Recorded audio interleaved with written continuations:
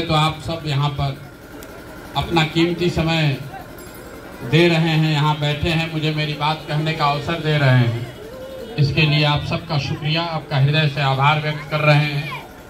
मेरा नाम है प्रशांत किशोर और हम कोई नेता नहीं है और आपसे वोट तो बिल्कुल ही मांगने नहीं आए हैं। आप इत्मीनान रखिए। इतना ज़्यादा घबराहट में है, खासकर जो हमारे मुसलमान भाई हैं, उनकी बड़ी चिंता है।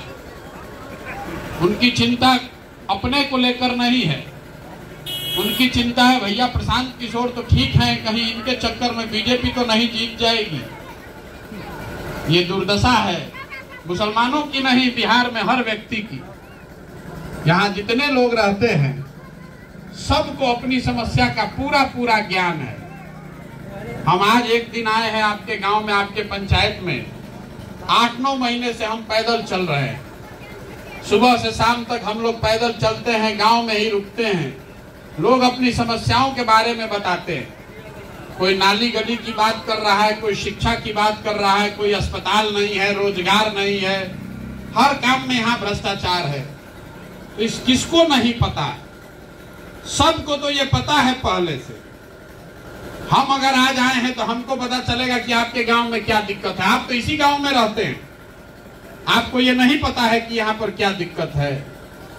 बिहार में सबको पता है, लेकिन यहाँ पर जो परेशानी है कि 5 बरस आप और हम अपनी समस्याओं के बारे में बात करते हैं, लेकिन जिस दिन वोट देना होगा उस दिन बिहार की जनता को सब बात भूल जाएगा।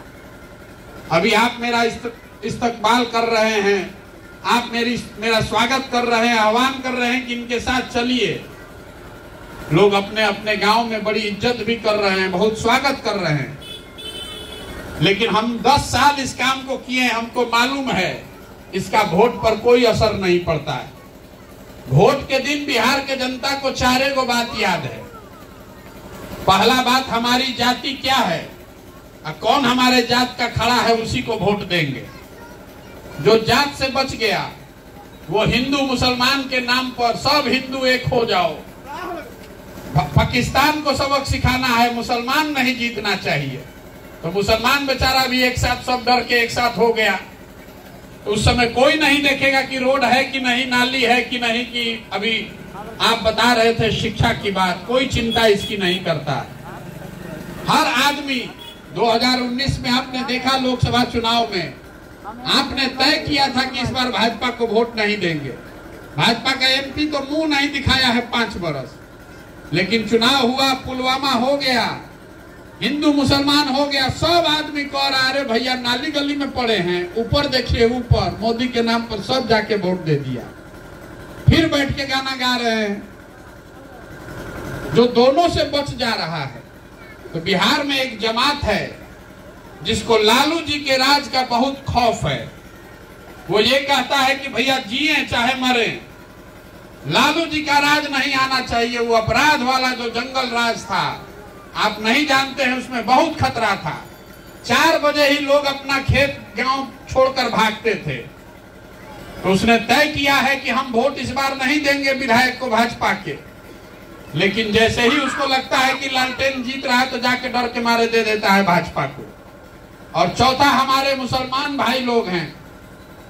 आप लोग कह रहे हैं कि जिए चाहे मरे भाजपा को वोट नहीं देंगे। भाजपा तो मुसलमान विरोधी पार्टी है। तो भैया बिहार में बचा कौन आपके लिए? बिहार में तो 2 ही दल है, एक मोदी जी का भाजपा, एक लालू जी का लालटेन। नीतीश कुमार बेचारे का तो पता ही नहीं है कि कब लालटेन पर बैठेंगे, कब कमल पर फूल पर बैठ के पौड़ने लगेंगे। तो मुसलमान कह रहा है कि जाने दीजिए भैया, कुछ हो, लालटेने दिख रहा है, इसी पर किरासन तेल बन के जलेंगे, इसी को दबाएंगे। आप अपना वक्त जाया कर रहे हैं। आप हमारे साथ जुड़िए या किसी के साथ जुड़िए, आप किसी के साथ नहीं जुड़ने वाले। हमको बिहार में बहुत आदमी कह रहा है भैया आप आगे चलिए, आप सुधारिएगा, सब लोग हम लोग आपके पीछे हैं। मेरे भाई, हम इतना बेवकूफ नहीं हैं। जिस समाज में लोग अपने बच्चों के साथ नहीं खड़े हैं, जिस समाज में लोग अपने परेशानियों के साथ नहीं खड़े हैं, वो समाज अपने जाति और धर्म को प्रशांत किशोर के लिए छोड़ेगा? कभी नहीं आप छोड़िएगा। ये जन सुराज अभियान वोट मांगने का अभियान नहीं है। आप जिसको वोट देते हैं दीजिए, लेकिन आपको ये बताने आए हैं कि अगर अपना जिंदगी सुधारना चाहते हैं, अपना नहीं अपने बच्चों का जिंदगी सुधारना चाहते हैं, तो वोट किसको देते हैं ये महत्वपूर्ण नहीं है, वोट किस बात के लिए देते हैं ये महत्वपूर्ण है। आपको लग रहा है कि आप वोट ठीक दे रहे हैं और नेता काम नहीं कर रहा है। हम रोज सभाओं में लोगों को बताते, अभी आपने शिक्षा का जिक्र किया, बिहार में हम 3000 गांव में पैदल चल के गए हैं। अभी आपसे एक सवाल पूछेंगे, आपको पता चलेगा कि आपका दुर्दशा क्यों है ऐसा। यहाँ जितने आप लोग आए हैं, अभी आपके गांव के आदमी ने बताया पढ़ाई की, इन्होंने चर्चा की। आपको इतना समझ तो है कि बिहार में सभी के बच्चों के पढ़ने की अच्छी व्यवस्था होनी चाहिए। होनी चाहिए कि नहीं होनी चाहिए? ताली नहीं बजाना है, हाँ चाहे ना बोलना है, हाथ उठा के। सवाल आपसे पूछ रहे हैं, सबको बताना है। आप कथा सुनने नहीं आए हैं यहाँ। बिहार में और कुछ हो चाहे नहीं, सभी के बच्चों के पढ़ने की अच्छी व्यवस्था सरकार को करना चाहिए कि नहीं करना चाहिए? अभी आपने हाथ उठाकर कहा, हम नहीं कह रहे हैं, आप कह रहे हैं कि सभी के बच्चों के पढ़ने की व्यवस्था होनी चाहिए। तो जरा अपने अपने बच्चों का चेहरा याद कर लीजिए और अपने बच्चों के नाम पर एक बार ईमानदारी से बताइए, आप में से किस सज्जन ने, किस महिला ने अपने जीवन में कभी एक बार भी बच्चों के पढ़ाई के लिए वोट दिया है? कोई दिया है भाई? तो हाथ उठाइए अपने बच्चे के नाम पर कि भैया हम दिए हैं पढ़ाई के लिए वोट। जब आप पढ़ाई के लिए वोटे नहीं करते हैं तो काहे खड़ा होकर रोज भाषण देते हैं? भाई ये भाषण मत दीजिए। बिहार की दशा नहीं सुधरने वाली है, क्योंकि यहाँ के लोग सुधरने को तैयार नहीं है। यहाँ का आदमी ऐसे ही जीना चाहता है। हम पैदल चल रहे हैं, 100 को बच्चा आगे दौड़ता है, आधा से ज्यादा बच्चों के शरीर पर कपड़ा नहीं है, आपके बच्चों के पैर में हवाई चप्पल नहीं है, लेकिन आपको उसका चिंता नहीं है। आपको तो चिंता है हिंदू मुसलमान का, भारत पाकिस्तान का, आपको चिंता है अपने जात का, आपको चिंता है अपने नेताजी का। तो ये सुधरेगा कैसे? नहीं सुधर सकता है।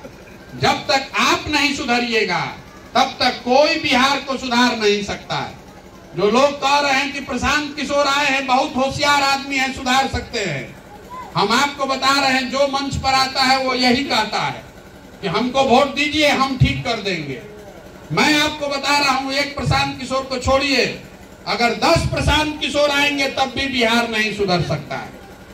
आप जब तक नहीं सुधरिएगा तब तक कोई नहीं बिहार को सुधार सकता है।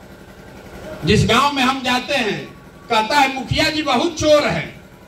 मुखिया जी को वोट देते समय 500 रुपया लिए आप, मुर्गा भात खाकर वोट दिए मुखिया को आप, पाउच पी के वोट दीजिएगा आप, और उसके बाद मुखिया चोरी नहीं करेगा तो हरिश्चंद्र बनेगा।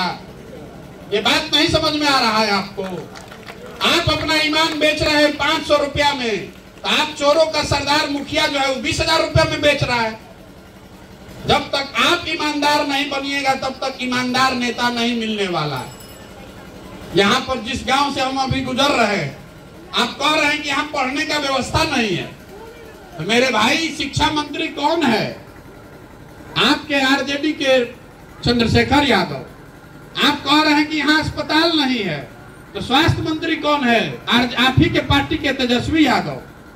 आपके गांव में नाली गली नहीं है, ग्रामीण कार्य मंत्री कौन है? तेजस्वी यादव। तो किसको शिकायत कर रहे हैं आप वोट तो जाकर फिर वहीं दीजिएगा। काहे के लिए गाना गा रहे हैं कि यहाँ पढ़ाई नहीं है कि स्कूल नहीं है?